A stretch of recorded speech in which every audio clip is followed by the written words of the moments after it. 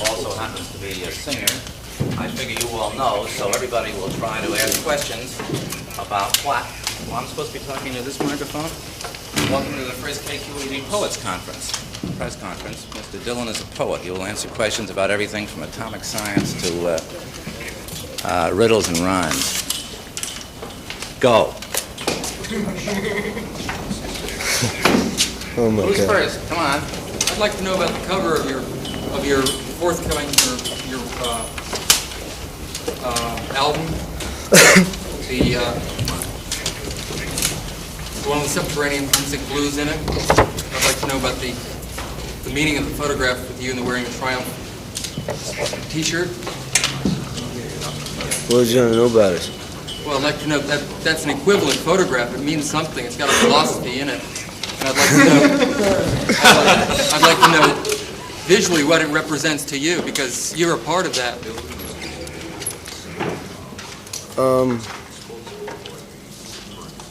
I haven't really looked at it that much. I don't really. I've thought about it a great deal. It was just taken one day when I was sitting on the steps, you know. I don't really remember very too much about it. Well, what about the motorcycle as an image in your songwriting? You seem to like that. Oh, we all like motorcycles to some degree. I do. Do you think of yourself primarily as a singer or as a poet? Oh, I think of myself more as a song and dance man, you know. What? Song and dance man. Why? Oh, I don't think we have enough time to really go into that. You're quoted in the Chicago Daily News as saying that when you're really wasted, you may enter into another field. How wasted is really wasted, and do you foresee it? No, I don't foresee it, but it's more or less like a ruthless type of feeling. Oh. Very ruthless and intoxicated to some degree.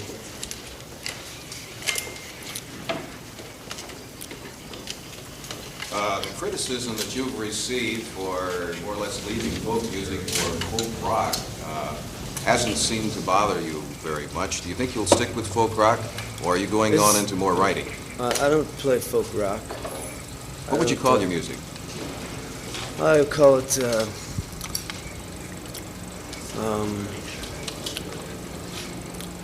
I like to think of it more in terms of vision music. It's mathematical music. Would you say that the words were more important than the music? The words are just as important as the music. There would be no music without the words. Which do you do first, ordinarily? The words. You think there will ever be a time when you will paint or sculpt? Oh, yes. Oh, sure. Do you think there'll ever be a time when you'll be hung as a thief?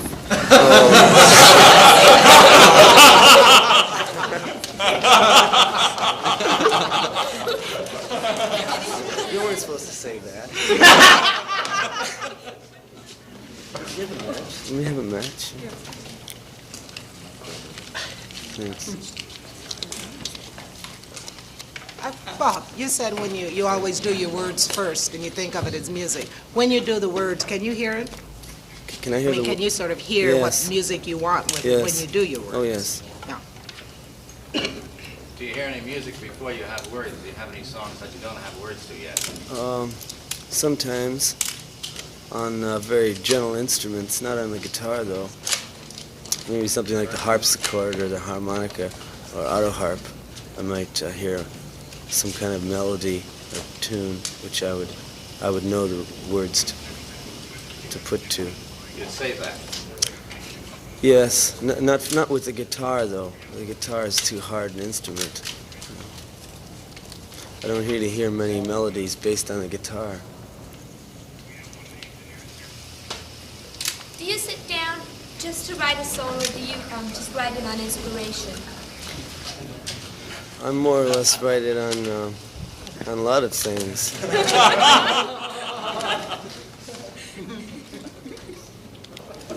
What poets do you dig? Oh,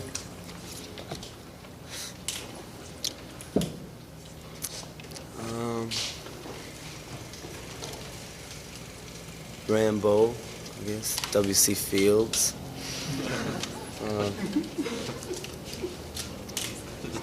The family, you know, the trapeze family in the circus.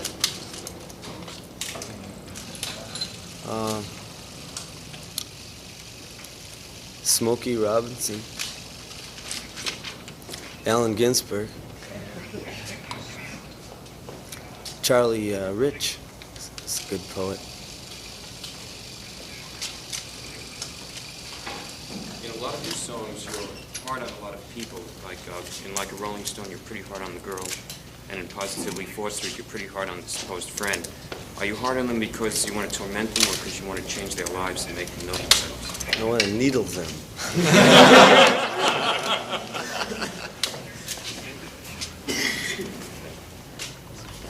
Do you still sing your older songs? No. I just saw a songbook last night. I don't really see too many of those things, but there's a lot of songs in those books I haven't even recorded, you know. I've just written down, you know, and put little tunes to, and they've published them.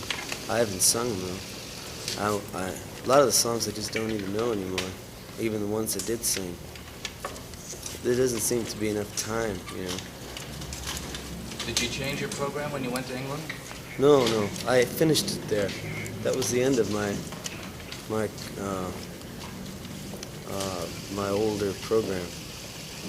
I didn't change it. It was developed, and by the time we got there, it was more or less. I knew what was going to happen all the time, you know. I knew how many encores there was, you know, which songs they were going to clap on the loudest, and all those kind of things. On a concert tour like this, do you do the same program night after night? Oh, sometimes it's different. I think we'll do the same one here in this area, though. Did you in England do any of the songs like Subterranean? No, I didn't work with the band there. Will you be working with the band here? Oh, yeah. Thank you very much. Yeah. In a recent Broadside interview, Phil Oakes said you should do films. Do you have any plans to do this? No, I don't. I do have plans to make a film, but not because anybody said I should do them. Yeah. How soon will this be? Next year, probably. Can you tell us what it'll be about? It'll be just another song.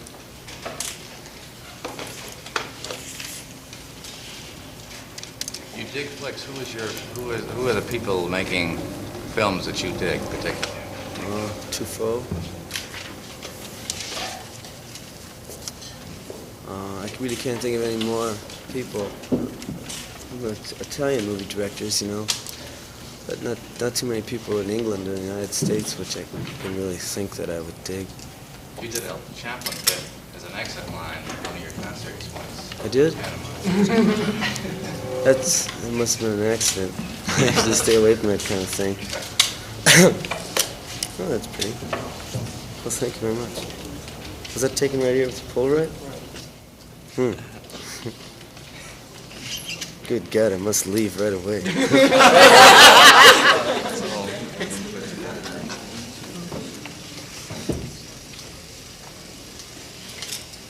What do you think of people that analyze your songs? Do they usually end up with the same meaning that you wrote? Or I welcome them with open arms. University of California mimeographed the lyrics to all the songs on the last album and had a symposium discussing them. Do you welcome that? Oh, sure. I'm just kind of sad I'm not around to be a part of it, but It would have been pretty wild if you had been. Yeah.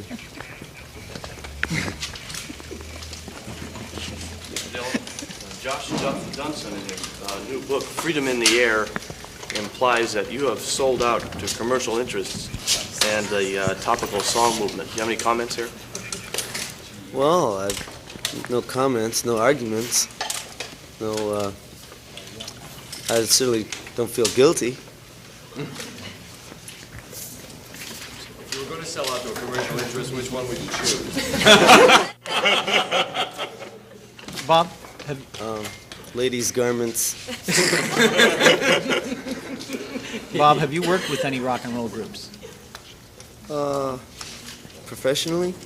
Or just sitting in or on concert tours with them or sitting in with their sessions? No, I don't usually play too much.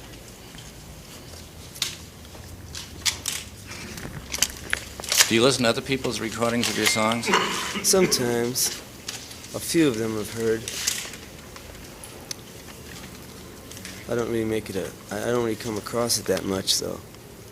Is it a strange experience? No. It's like more or less like a heavenly kind of thing. What do you think of Joan Baez's interpretations of your earlier songs? You mean the one I haven't heard her latest album, or the one before that. I heard one, she does them all right, I think. What about Dawn? Colors?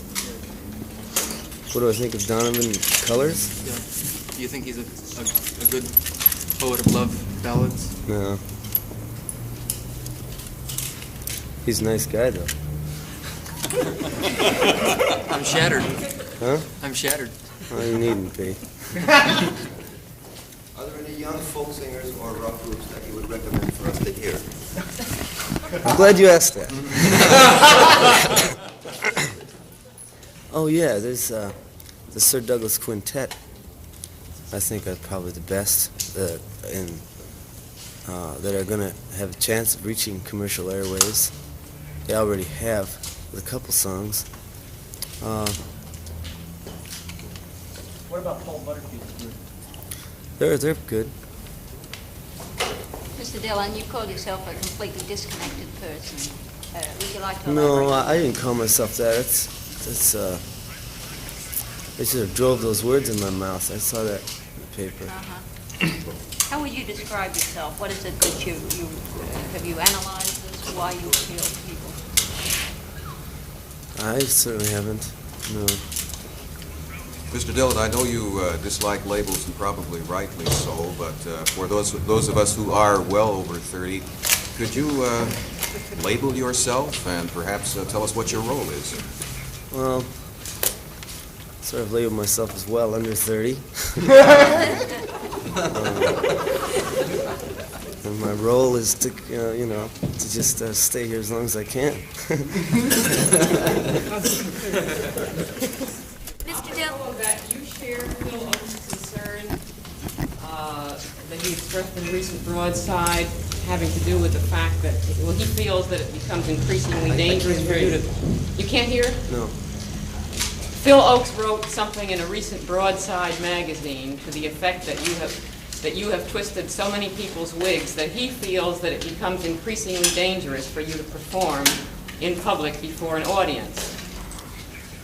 Well, that's the way it goes,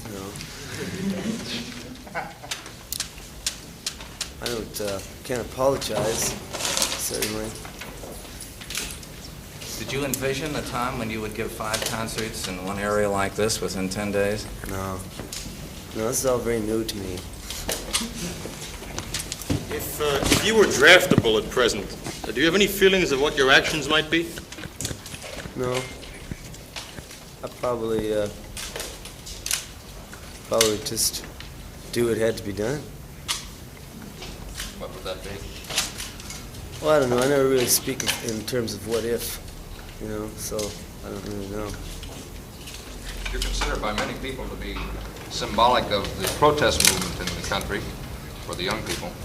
Are you going to participate in the Vietnam Day Committee demonstration in front of the Fairmont Hotel tonight?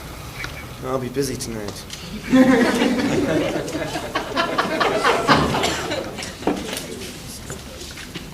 You planning any demonstrations? Well, we thought of one. We thought of one. I don't know if it could be organized in time. Can you describe it? Well, it was a demonstration where I'd make up the cards. You know, they have a group of protesters here,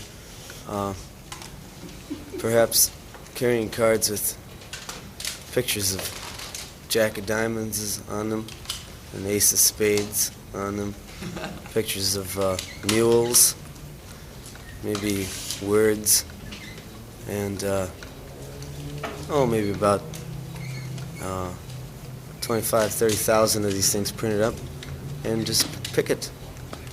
Carry the signs and pick it. What words? In front of the post office. What? What words? Oh, words. Camera. Microphone. Loose. Just words. Do you consider Names yourself of some famous people. Huh? I'm sorry. Oh, do you consider yourself a politician? Do I consider myself a politician? Well, I guess so. I have my own party, though. Have a name? No, there's no presidents in the party. There's no presidents or vice presidents or secretaries or anything like that, so it makes it kind of hard to get in. Is there any right wing or left wing to that party? No, it's more or less in the center.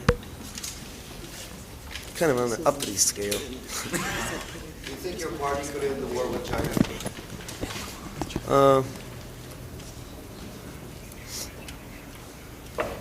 I don't know. I don't know if they have any people over there that it would be in the same kind of party. You know? So it might be kind of hard to infiltrate. I don't think my party would ever be approved by the White House or anything like that. Anyone else in your party? Anyone else in this party? No, most of us don't even know each other, you know. It's hard to tell who's in it, who's not in it. Do you recognize them when you see them? The White House. Oh, you can recognize the people when you see them.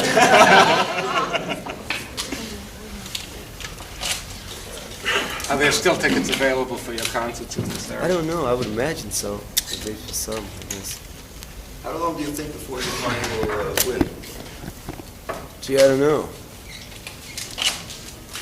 I could answer that, you know, but it would mean something different probably for everybody, so we want to keep away from those kind of things here.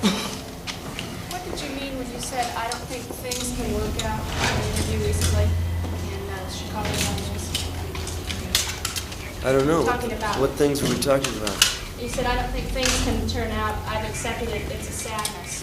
No, Sort of no, like no, having no. no No, it's not. I don't think things can turn out. I don't think anything you plan ever turns out the way you plan it.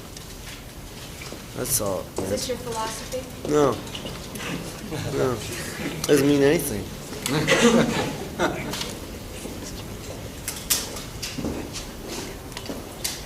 Do you think that it's fun to put on an audience? I don't know. I've never done it. I wrote a song called Baby, You've Been On My Mind. Yeah. You didn't record it, right? No. Do you sing at the concert? Have you? No, I haven't. No, I haven't. No. Are the concerts fun still? Yeah. Concerts are much more fun than they used to be. Do you consider them more important than your albums, for instance? No. It's just a kick to do it now. The albums are the most important. Because they reach more people? No, because it's all concise, very concise, and it's easy to hear the words and everything. There's no chance of the sound interfering. Whereas in the concerts, we've played some concerts where sometimes they have very bad halls, you know, and microphone systems, so it's not that easy for somebody to come and just listen to a band as if they were listening to one person, you know. Will you make all those lyrics of songs available in a book sometime? Oh, they all are, yeah. They all are. You say you no longer sing your older songs. Do you consider them less valid than the ones you're putting out now? No, I just consider them something else in themselves, you know, for in another time, another dimension. It would be kind of dishonest for me to sing them now, because I wouldn't really feel like singing them. What is the strangest thing that ever happened to you? You're gonna get it, man. But what is the weirdest thing that that ever ever happened? happened? Friend. I'll talk to you about it later.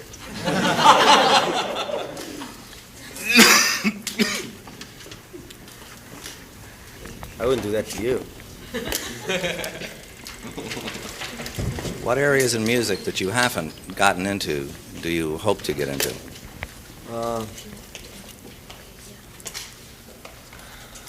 Writing symphony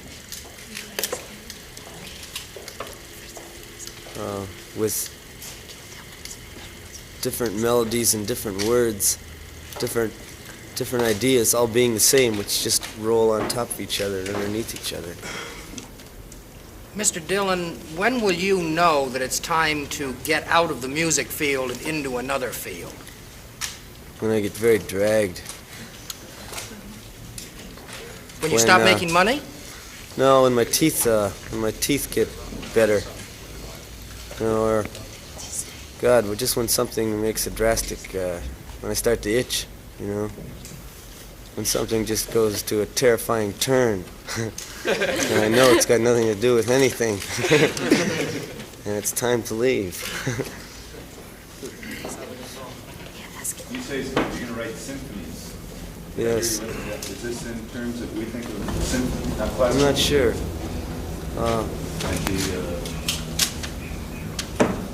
Well, I'm just thinking songs which are all written, you know, as a part of a symphony, different melodies, different changes, with words or without them, you know. But the end result being a total. I mean, they say my songs are long now, you know. Well, you know, sometime it's just bound to come up with one. It's going to be, you know, one whole album consisting of one song. I don't know who's going to buy it. That might be the time to leave. What's the longest song you recorded? I don't know. I don't really check those things. They just turn out long. I guess I've recorded one about 11, 12 minutes long. Hollis Brown was pretty long on my second record. And With God on Your Side was kind of long. But none of them are, I don't think there was as much into anything as Desolation Row was, and that was long too. Songs shouldn't seem long, you know, it just so happens that it looks that way on paper. That's all. The length of it doesn't really have anything to do with it. Doesn't this give you a problem issuing records? No, they're just ready to do anything that I put down now, so they don't even care. But what happens if they have to cut a song in half, like Subterranean Homesick Blues for They the single? didn't have to cut that in half. Well, but they didn't have to, but they did. No, they didn't. No. You're The talking same. about Like a Rolling Stone. Oh, yeah. Oh, they cut it in half for the disc jockeys. Well, you see, that song, it didn't matter for the disc jockeys if they had it cut in half, because the other side was just a continuation on the other side, and if anybody was interested, they could just turn it over and listen to what really happens, you know. But we just made a song the other day which came out 10 minutes long, and I thought of it, releasing it as a single, but there was just, they would have easily released it and cut it up, but it wouldn't have worked that way, so we're not going to turn it out as a single. It's called Freeze Out. You'll hear it on the next album. Of all the people who record your compositions, who do you feel does most justice to what you're trying to say? I think Manfred Manfred Mann.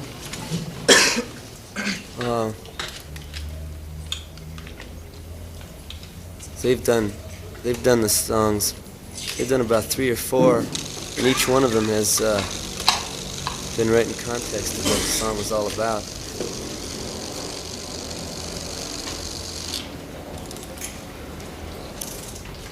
What's your new book about? Oh, it's about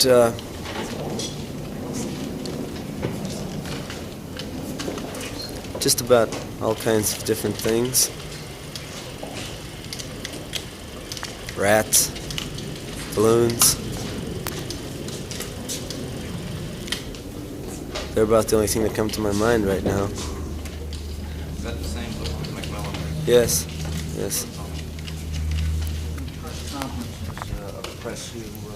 No, I don't really do too many of them. I wouldn't do it if I was oppressed or depressed, or there's nothing wrong here. Seems kind of silly I'm up here, that's all, but How would you define folk music? how did I define How would you music? define folk music? As a constitutional replay of mass production. Do you call your songs folk songs? No. Are protest songs folk songs? I guess if they're a constitutional replay of mass production. Do you prefer songs with a subtle or obvious message? With a what? A subtle or obvious message. I don't really prefer those kind of songs at all. A message, you mean like, what song with a message? Well, like Eve of Destruction and things like that. Do I prefer that to what? I don't know, but your songs are supposed to have a subtle message. Subtle message? Well, they're supposed to. Where'd you hear that? In a movie magazine. Oh my God.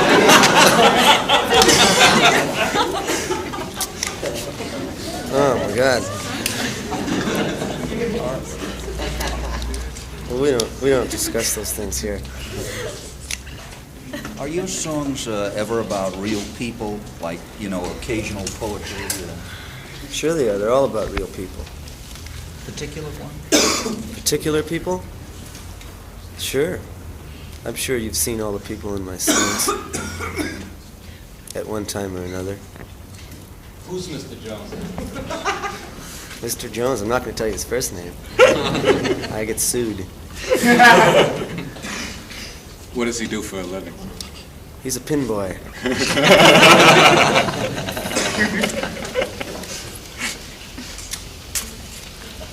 He also wears suspenders. Can you explain your attraction as a performer and a writer? Attraction to what? Your attraction. Your popularity, your mass popularity. No. I really have no idea. That's the truth. I always tell the truth. That is the truth. What are your own personal hopes for the future, and what do you hope to change in the world? Oh, my hopes for the future, to be honest, I don't have any hopes for the future, and I just hope to have enough boots to be able to change them. That's all, really. It doesn't boil down to anything more than that. If it did, I would certainly tell you. What do you think of a question and answer session of this type with you as the principal Well, subject?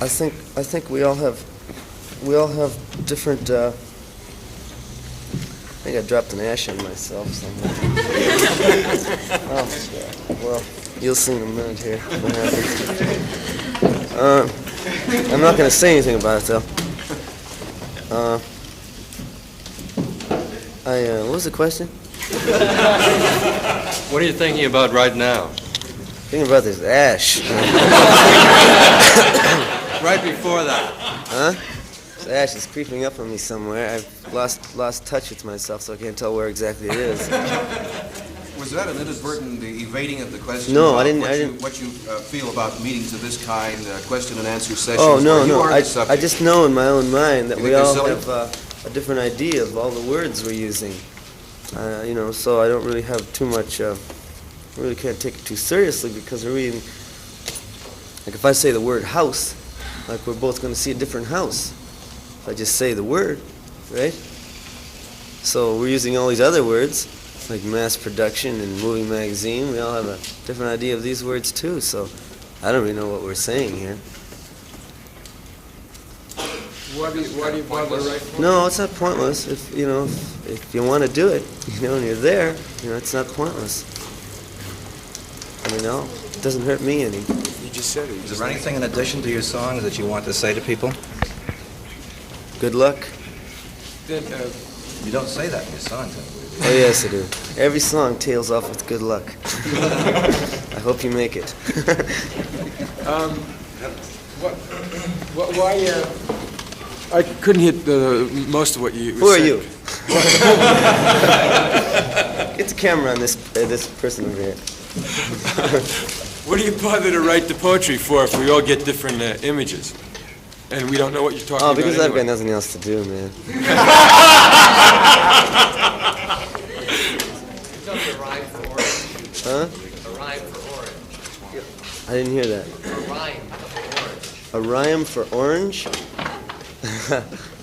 Just a rhyme for orange? Is it true that you were censored from singing on the Ed Sullivan Show because they wouldn't let I'll you tell sing you what the you rhyme in a wanted minute, to? man. What? Did they censor you from singing what you wanted to on the Ed Sullivan Show? Yes. It was a long time ago. What did you want to sing? I don't know. It was some song which I wanted to sing, and they said I could sing. It's more to it than just censorship there. They actually said I could sing the song, but when we went through the rehearsal of it, guy came back afterwards and says that I said I have to change it. And he said, can't you sing some folk song like the Clancy Brothers do? And I didn't know any of their songs, and so I couldn't be on the program. That's what it came down to. Have you found that the texts of the interviews with you, which have been published, are accurate to the actual conversations? No. No, that's another reason for I don't really give press interviews or anything, because, you know, I mean, even if you do something, there are a lot of people here so they know what's going on, but like if you just do it with one guy or a few guys, they just take it all out of context, you know. They just take it, split it up in the middle, or just take what they want to use, and they ask you a question and you answer it, and then it comes out in print that they just substitute another question for your answer. That makes you just sound like the way it's not really truthful, you know, to do that kind of thing. So I just don't do it. That's just a press problem there. You think the entire text of your news conference today should be printed in the paper? Oh no, nothing like that. Nothing like that. But this is just for the interviews. You know, when they do want interviews in places like Omaha and Cincinnati, man. You know, I don't do it, and then they write bad things. Well, isn't this partly because you're often inaudible, like for most of this dialogue or monologue, you have been inaudible, and now when you're touched personally by the misquotation, your voice rises, and we can hear you. Yeah, well, I just realized that maybe the people in the back there can't hear me, that's all. I was going to ask you whether you're, you know, in your songs you sing out. Yes, I do. And whether in your conversation well, the songs are what I do. cultivate- You see, the songs, though, is what I do. Yeah. Is write the songs and sing them, and perform them. That's what I do. The performing part of it could end, but like I'm going to be writing these songs and singing them on records for, and I see no end right now. That's what I do. Anything else just interferes with it. I mean, anything else trying to get on top of it, making something out of it, which it isn't, it just brings me down, and it's just makes it seem all very cheap. Well, it made me feel like you were almost doing a kind of penance of silence here. No. For the first I'm not one of part, those no? kind of people at all. You don't need silence. No silence. It's always silent where I am. Mr. Dylan, when you're on a concert tour, how many people travel in your party? Do you travel alone, or do you have a... We travel with about 12 people now. Do the number of people seem to go with the amount of money you're making? I didn't hear that? The number of people seem to increase as you make more money. Oh, yes, of course.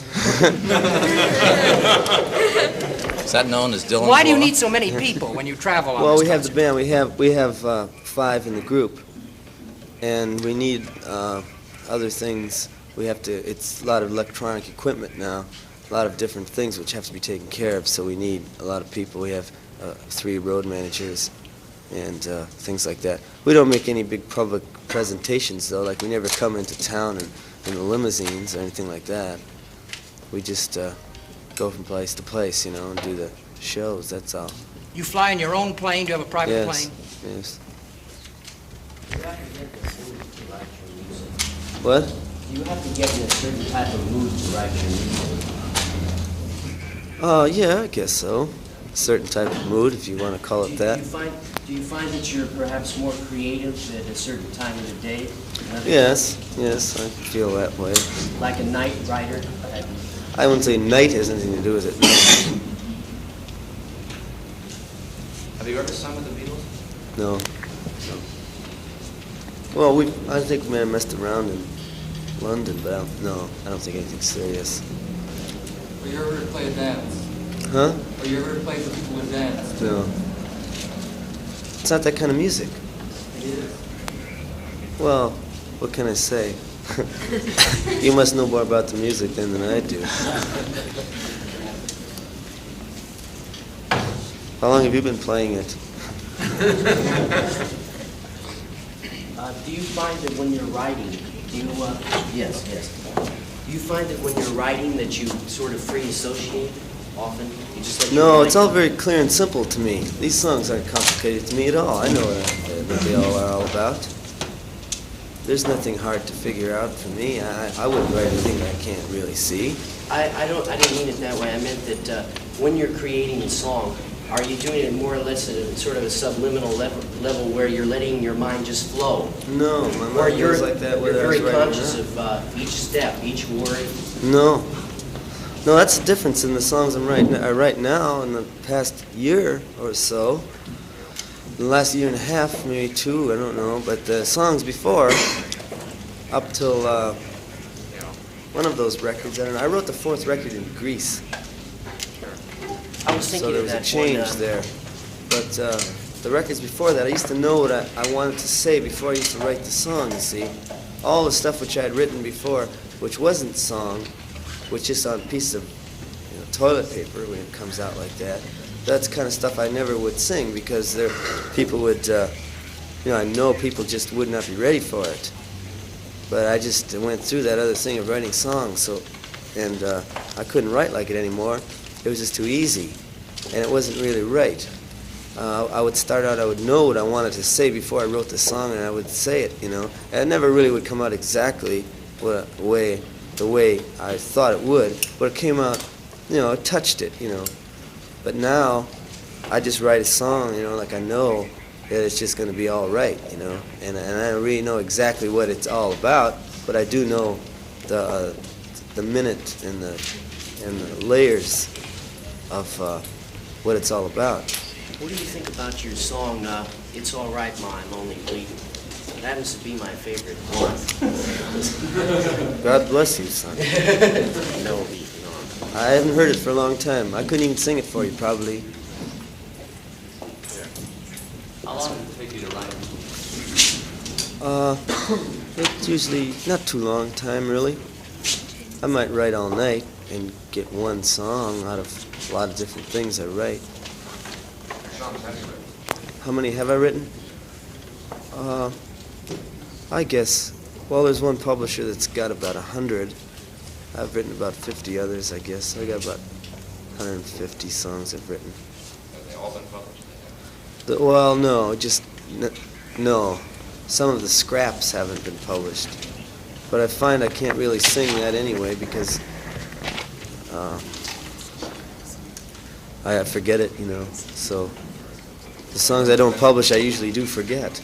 Are you going to eventually take these scraps, as you call them, and No, them I into forgot complete the songs? scraps. I have to start over all the time. I can't really keep notes or anything like that. But you can't go back to any earlier things No, and make no. them, use them in your... No, that wouldn't be right either.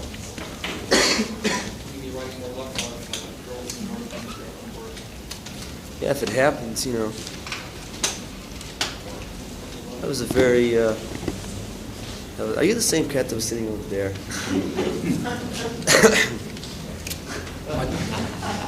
On your songs, do you get any help from the rest of your entourage?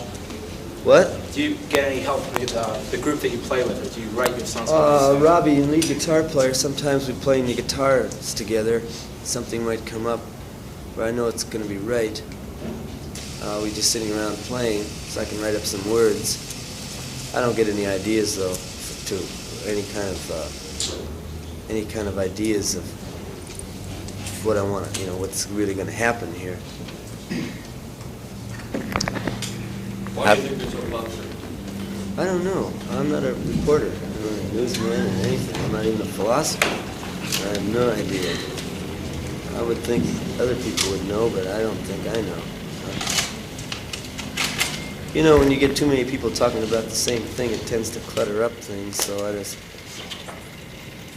Everybody asks me that, so I realize they must be talking about it, so I would rather stay out of it and make it easier for them. And when they get the answer, I hope they tell me. Has there been any more booing when you played electric Oh, there's guitar? booing. You can't tell where the booing's going to come up. Can't tell at all. It comes up in the weirdest, strangest places. And when it comes up, it's quite a thing in itself. Where is Desolation Row? I figure there's a little boo and all this. What? Where is Desolation Row? I didn't hear you. Where is Desolation Row? Where? Yeah. Oh, that's someplace in Mexico. It's across the border. It's noted for its Coke factory. Coca-Cola machines sell a lot of Coca-Cola down there. Where's Highway 61? Highway 61 it exists.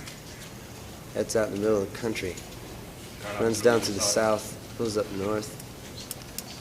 Mr. Dillon, you seem very reluctant to talk about the fact that you're a popular entertainer, and you're a most popular entertainer. Well, what do you want me to say? Well, I don't understand why you Well, what do you want me to say? what do you want me to say about it? Well, you seem almost embarrassed to admit that you're to talk about. Well, the I'm not fact that you're embarrassed. I extremely mean, you know, what do you want exactly me to say? You want me to jump up and say hallelujah and crash the cameras and do something weird? Tell me. I'll go along with you. If I can't go along with you, I'll find somebody to go along with you. No, but I find it, you really have no idea as to why you, or no thoughts on why you're popular. That's what interests me on it. I just haven't really struggled for that. I don't, it happened, you know? It happened like anything else happens. It's just a happening. You don't figure out happenings. You dig happenings. So I'm not going to talk about Do you it. feel that part of the popularity is because of an identification of your audience with you or with what you're saying or what you've been writing about? I have no idea. I don't really come too much in contact.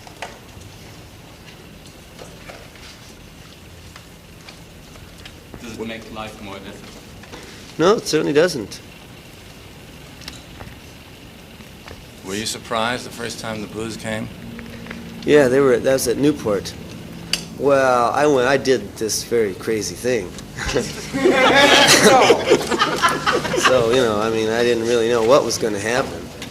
But they certainly booed, I'll tell you that. You could hear it all over the place. I don't know who they were, though. And I'm certainly whoever it was, did it, you know, loud, twice as loud as they normally would. They kind of quieted down some at Forest Hills, although they did it there too. They've done it just about all over, except in Texas, and they didn't boo us in Texas or in Atlanta or in Boston or in Ohio. They've done it just about, or in Minneapolis. They didn't do it there, but they've done it a lot of other places. I mean, they must be pretty rich to be able to go someplace and boo. I mean, I couldn't afford it if I was in their shoes. Other than the booing, if the audience has changed, I mean, you get screaming, do you get people rushing to the stage? No, sometimes you get people rushing to the stage, but you just, turn them off very fast. Kick them in the head or something like that. They get the picture. Going back to what you said a minute ago about not really being concerned and not really knowing why you are in the midst of this popularity, that's in direct opposition to what most people who reach this level of popularity say, and I am popular because they feel with me. A lot of people start out and they try to be stars. I would imagine, like, however they have to be stars. I mean, I know a lot of those people, and they start out and they go into show business for many, many reasons to be seen. I started out, had nothing to do with it when I started. I started from New York City, and there just wasn't any of that around. It just happened, so... Don't misunderstand me. I agree with your right not to have to care. My point is that it would be somehow somewhat disappointing to the many people who think that you feel towards them the way they feel towards you, and that's the reason for your popularity. That's what they think. Well, I don't want to disappoint anybody. I mean, tell me what I should say here. Good, I'm with you. Huh? Fine. I'll certainly go along with anything, but it's I really don't have much of an idea. You have a poster there. Does that denote Yes, your... this poster somebody gave to me. It looked I pretty did. good. Jefferson Airplane, John Handy Quintet, and Sam Thomas, and Mystery Trend, and the Great Society are all playing at Fillmore Auditorium Friday, December 10th, and I would like to go if I could. But unfortunately, I won't be here, I don't think, but if I was here, I certainly would be there. Do you tour in the South? Yeah. What's more important to you, the way that your music and words sound, or the content, the message of the work?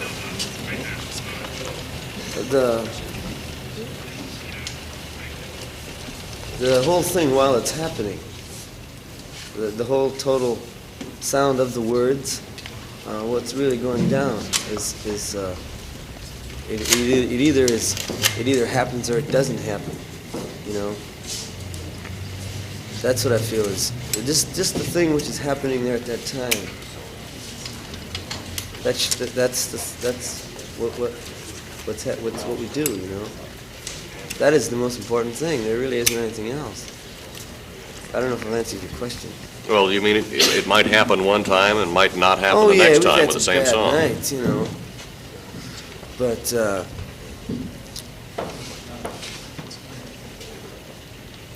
well, we always take good cuts for the record. The records are always made on good cuts, and in person it just, most of the time it does come across. Most of the time I do feel like, playing.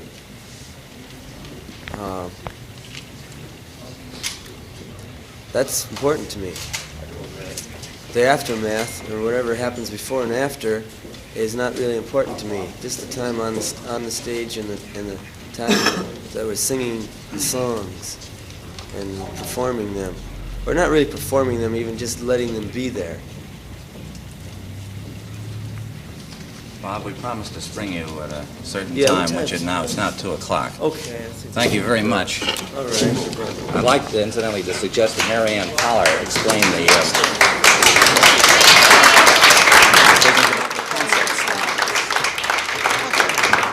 Okay, I'll do my right here. Are they all sellouts, Mary Ann, or what is the thing? No, not quite. Bob Dylan's press conference was videotaped in the studios of KQED San Francisco on Friday, December 3rd, 1965.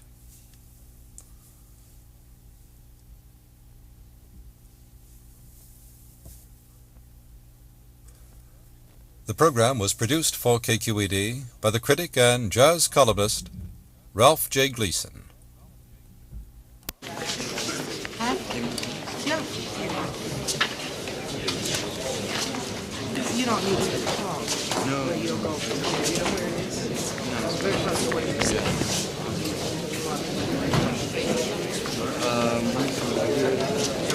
makes me after all, I just heard one. It's pretty good. Nobody asked him where the party is. I was so tempted to get up and say, where's the party?